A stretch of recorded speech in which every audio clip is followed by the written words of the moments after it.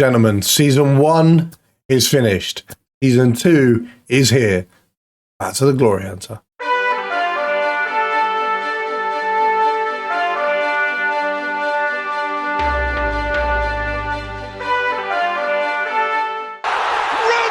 have risen from their ruins. So guys, I hope you've had an absolutely fantastic Christmas. I'm actually currently recording this on the 13th of December.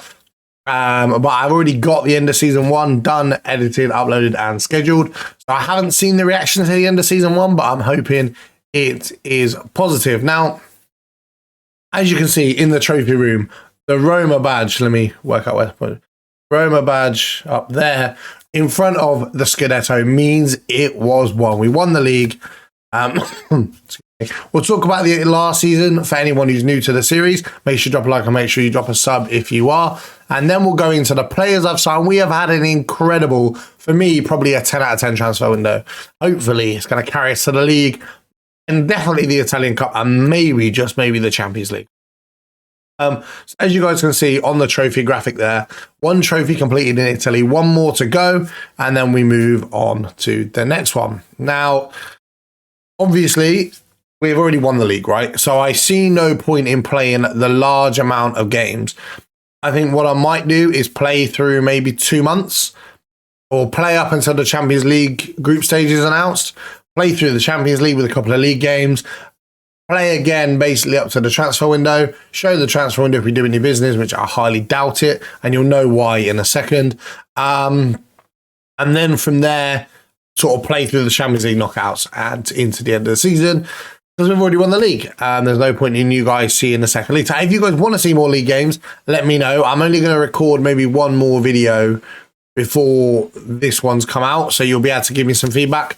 If you can, that'd be great. But yeah, let's move in then to last season and talk about what happened and what the transfers we made as a result of last season. So guys, as you can see, in case you guys forgot, 38 games played, 25 won, 8 draws and 5 losses, 100 goals scored for, 25 more than the next closest team in Napoli, 38 goals conceded, which actually wasn't as bad as I initially thought. It's still not where I want it to be, but the amount of goals we scored made up for it. And 83 points. We won the league. I'm super happy with that. And yeah, basically, we kicked off the first season fantastically. We are going to stay at Roma. We are going to try and knock off Italy in this season. That's the plan, basically. Now, I made the most of the fact that Inter Milan got no European football. And I'll tell you why in a second. And if you paid close attention to the thumbnail and you recognise it, then there's a player we've signed from Inter Milan for a cutthroat price compared to what he's probably worth. Who's going to go in and improve our team no end. Maybe if there's not a good enough job offer, maybe if we don't win the Champions League this year, maybe we stay a third year and try and win it. Who knows? Napoli, 75 goals scored. Now, I decided I was going to go and weaken teams around us. So we've weakened Napoli and we've weakened Inter Milan and Sassuolo this summer with the players we brought in. So let's jump into the transfer history so I can tell you who we've signed, who we've sold, and why. So the first player we signed for £38 million is Aston Villa goalkeeper Emi Martinez. Now, I struggle when it comes to scouting goalkeepers. And we saw that by the mistakes Lunin made last year. But I decided to go with a goalkeeper that I know is tried and tested. I had Emi Martinez on a Newcastle save last year. Kept the most clean sheets in the Premier League. We went unbeaten, and that was with a bang average Newcastle team. This Roma team is better than the squad I had, and I'm confident that Emi Martinez can make the difference and be better than Lunin was last year. Now, Lunin is free to leave. He hasn't yet, but he's free to leave. But I would rather keep him as the backup. Emi Martinez has come in as the backup, which is great, but he will be starting week in, week out. There might have been better goalkeeper options out there, but for me, I'm going to go with my tried and tested. If it doesn't work, then you live and you die by your decisions. On to the next player. Now, the next player is one of my favourite squad players, as you can see on the screen. It's Stato can't say his first name, but Castrovilli from Fiorentina. We paid £2.5 million because his contract was running out.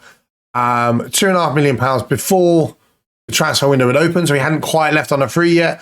I wanted to snap him up. He's going to be a great squad player for us. He's not going to play a lot, if I'm honest, but he's going to be that perfect rotation for that central midfield role. Very cheap option, and I feel like he'll give us the added depth needed to go all the way in all competitions this season. The next player on my list is Ukrainian and former Atalanta winger Ruslan Malyanovsky. Now, he can play off the left, play off the right, he can play as the Mazzala.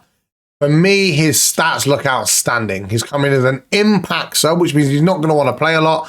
And for £19 million, I thought it was a fantastic signing to bring someone in with those kind of stats. I think he'll be absolutely crucial in those games that we narrowly lost with a lack of options off the bench. And I think he'll really add something to our squad for what is a reasonably low fee. The next player on the list, and a player I told you guys I was going to sign at the end of last episode, I actually put a bid in for him once we confirmed to win the league, but didn't show it yet because I wanted to see it come through, and that is Davide Rossetti. Now, he just looks incredible, right? He's going to play that roaming playmaker role, and I think he's going to play it really, really well. He's got the creative stats of Pellegrini. He's still very, very raw. He's a lot quicker, but his tackling, his defending stats are a lot better. He's going to be a lot more well-rounded for that role. He's got so much learning, so much improving to do as well. For a very cheap £22.5 million, I think it's fantastic. Like I said, I was going to use it to push Pellegrini forward. He was also a Roma Academy prospect and has spoken several times in actual world football about coming back to Roma. So, you know, that'll be really, really exciting to see what he can do. We move on to the final four players then, and we start the final four players with Martin Odegaard. Now, he's a player I liked a lot. I was at Real Madrid. He signed my Football Manager, so he was a lot.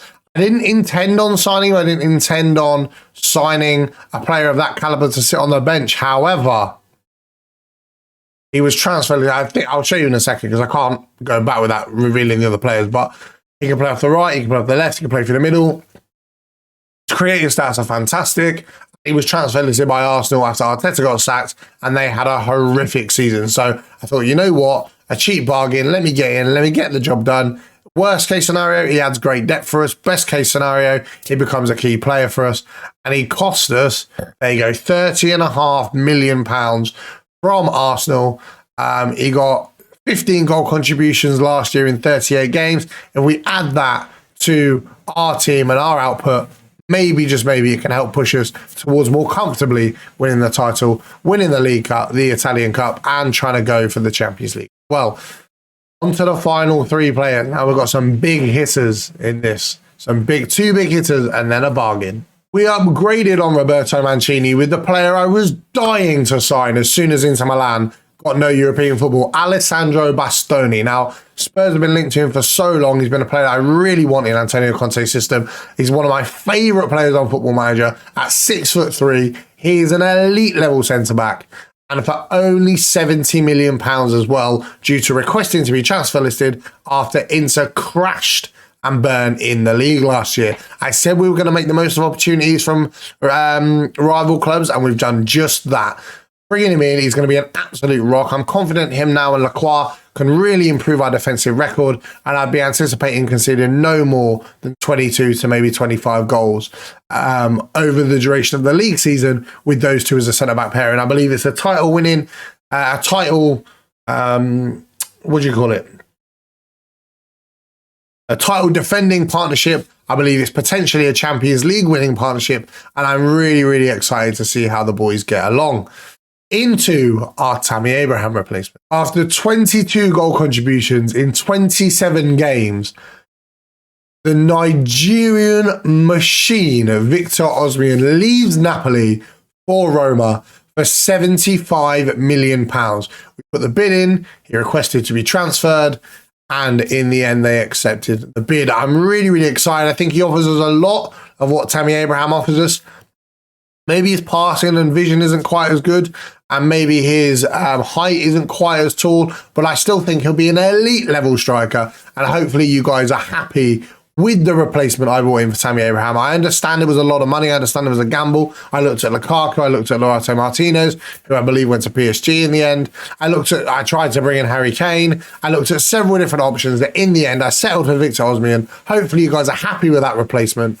And it remains to be seen as to how well he's going to do. But I'm confident he can carry us to our second league title in a row. And the final player, a player we didn't pay a penny for, a player you guys are going to love, and may well be the title of this video. It is none other than Youssef Moukoko. We signed him from Dortmund on a free transfer. He's got a lot of work and a lot of room to be grown into, but we paid nothing for him. It'll be a great rotation option for Victor Osimhen. He'll get plenty of game time over the course of the season, and I'm absolutely confident that when we need him to, he will step up and give us the perfect well-rounded squad. So I'm going to go over now and show you guys the full well-rounded squad. This is how it's going to look, hopefully, touch wood, for the majority of the season. Martinez in goal, Grimaldo, Bastoni, Lacroix and Baku, Davide Frassetti, Gakpo, who we signed in January, Pellegrini, Sabitzer, Zaniolo, and Osimhen. And look at that bench. Moukoko, Malinovsky, Odegaard, still got Berardi in there, El Shaarawy will be leaving, Castrovilli. There's so many options with this squad now. I'm super, super happy. Hopefully you guys are. And yeah, really and truly, that's all I can say. If there are any other options that come up, if there are any other decisions that come up, I'll let you guys know. But other than that, I will jump forward into the first game of the season, which is against Udinese away. We will play that game. We will play... I do want to try and burn through the games limit. So we may, depending on when the Champions League draw is, let me have a look. So the Champions League draw isn't until the 31st of August. So what we'll do, we'll play Udinese, we'll do the draw, we'll play Milan, and then we'll see where it's at from there. So pre-season was an absolute disaster. 3-3 late on to a team, I don't even know where they're from. Lost to Sassuolo, narrowly beat Juve. It just lost to Milan. It was just a horrific pre-season. But it's done. It's sorted. Some of the best pre-seasons go on and win trophies, so you never know. We're going to play Udinese away, and then I'm going to do the Champions League draw in the next episode, I believe. Yeah, we're going to do the Champions League draw and transfer deadline day in the next episode, because there was a lot of explaining about transfers in this episode, and even when I cut it down, I still think it's going to be quite low.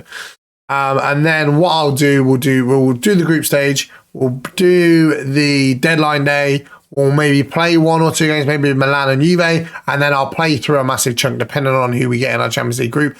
Bearing in mind we're first seed as well, so you never know. You never know. We could get an easy group. I'm hoping for not the group of death. I don't want some third seeded team that should be a first seeded team, because, like, I don't know. I don't want us, someone else, like Barcelona, or us, Barcelona, and I don't know, man. I just don't want to get screwed, basically.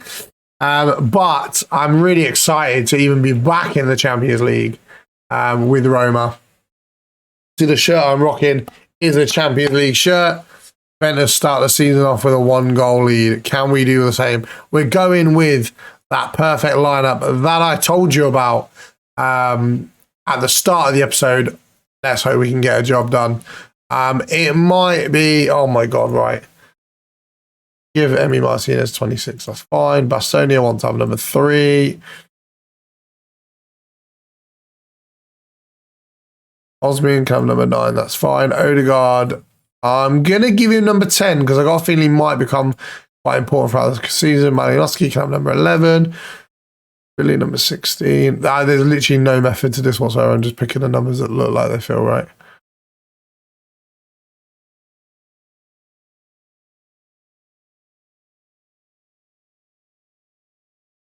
Right, here we go, ladies and gentlemen. We had a big summer. We had a big transfer window.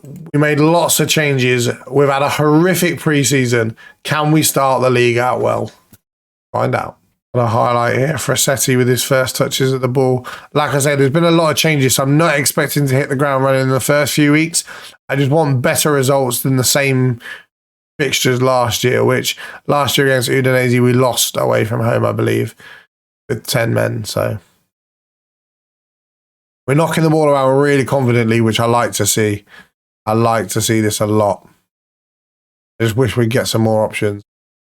Zaniolo, that's a great ball. Victor Osimhen on his debut. Oh, he puts it wide. It was a great little flick, but he just can't direct it towards the goal. Ronaldo with the throw-in into Cody Gakpo. Back to Grimaldo. He's got options. Into Osimhen. It's a great touch. Back to Gakpo. Is he going to release the ball? Frassetti into Sabitzer. All the way back to Lacroix. Not really what I wanted to see. Frassetti's really impressing me. His composure on the ball under pressure. Across to Marcel Sabitzer. Osimhen on his Roma debut. Let's go. And Sabitzer, by the way, the winning goal. You guys might remember, might not remember. I can't remember how much I showed of it. I was trying and sign Sabitzer, and it got rejected twice, and he didn't want to enter negotiations. And I waited, went back in again, failed the second time, went back in again, got him the third time. And for him to score the winning goal to win us a league last year, what an instrumental player he was. And he may be a player we look to bring around with us. It becomes kind of like the cult hero of the save. I can't believe I managed to get Bastoni at Roma as well, man. What a signing that's hopefully going to prove to be. Baku, keep hold of it. Well in, Frassetti. I'm really impressed by his composure on the ball. He doesn't seem to be phased whatsoever. Baku driving forward. He's got options. Sabitzer now. Good ball into the box. Osimhen, can he leap? Not quite. And Udinese look to counter-attack. And that's why we brought Bastoni in. That aerial presence, that control in the air. Cody Gakpo. Oh my word. What a finish, ladies and gentlemen. It's 2-0 now, away at Udinese, and we are seeing the clinicalness we've built over the summer. What a fantastic pass into him, and then what a great finish. Ronaldo sees the run. Gakpo beats him for space, takes a touch, and then just slides it across the keeper off the post and in. It looks like we're coming up to half-time. 2-0 up. Back in our rightful throne, top of the league. Ladies and gentlemen, this is a massive improvement from last season. We're not creating as many chances, but we are being more clinical. Let's hope it continues. I want the clean sheets, man. This is, for me, the goal scoring wasn't necessarily the problem last year. A little bit of composure in defensive midfield, which obviously that's why we swapped Pellegrini out. But the priority this year is keeping those clean sheets, being better defensively. Is that a foul? No, I thought it was. Okay, never mind. Very anticlimactic there. Who's taking a corner? It is Cody Gakpo to get the ball into the box. Whips it in. Cleared out by Beto, but only as far as Baku into Bastoni. His elite level passing, and the ref does nothing, and the game does nothing with it. Pellegrini all the way. Don't know where he was playing that, to be fair. Zaniolo into Sabitzer. Bastoni now. Zaniolo with options. A little bit of a heavy touch initially. Out wide to Lacroix. Lacroix chips it across. Victor Osimhen's there, not quite. Lacroix heads it back. Osimhen for the second time off the post. And I'm going to sub off Pellegrini being on the yellow card. 1 yellow card in 60 minutes is a better record. We're going to give Martin Odegaard his Roma debut. And do you know what? I'm going to give Malinowski his Roma debut as well. Come on, boys. Big half an hour needed. Grimaldo with the ball on the left-hand side into Gakpo. This relationship Gakpo and Grimaldo are building up on this left-hand side is absolutely beautiful. Ball headed out, but only as far as Lacroix. He's got options into Frassetti. Frassetti with the composure and the time. Look at that, man. Just elegance. Elegance. Baku. Sabitzer. Overlays to the German. What a ball in. Narrowly cleared. Gakpo. Grimaldo. Options on the left-hand side. Grimaldo takes on his man. Can he get a good ball across the box? There's so many players in. Cuts it back to Martin Odegaard. Back to Gakpo. Cody Gakpo off the post. Man, how many times have we hit the post in this game? Malinowski gives the ball away to Baku. Looks like he was offside anyway. Svensson on the right-hand side, who made his first notable attack. Really and truly. Grimaldo looks to be a quick counter-attack. The ball was knocked down by Osman into Odegaard, who finds Malinowski. He's got options. There's 4 men, 5 men in and around the box. Malinowski cuts it across. Cody Gakpo, the third. What a start for the season we are having, ladies and gentlemen. Pre-season means nothing. Or I just wish Osman had just poked it. Just toe poked it. Watch this. Great play by Ruslan Malinowski there. On his weak foot, he hits the ball across the box, and I just wish Osman would have gone for it, but it falls to Gakpo anyway, and I think having had that second half of the season now and the full start to a new season, I think he's going to be some player for us for sure. Udinese looking to knock it out from the back.